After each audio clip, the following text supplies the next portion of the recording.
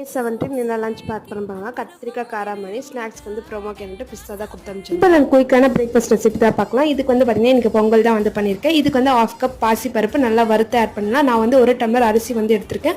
1/2 tumbler போல் பாசி பருப்பு வந்து எடுத்திருக்கேன். 2 சோக் ஆகட்டும்.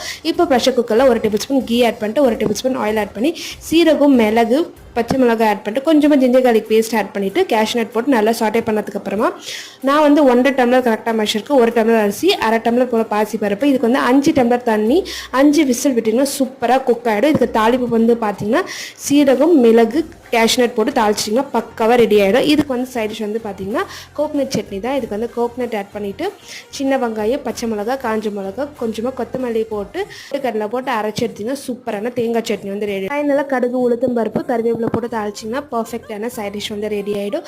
இன்றைக்கி பிரேக்ஃபாஸ்ட் ரெசிபியில் வெண்பொங்கல தேங்காய் chutney. So see in the next video. Until it's bye from Kalai. Bye bye.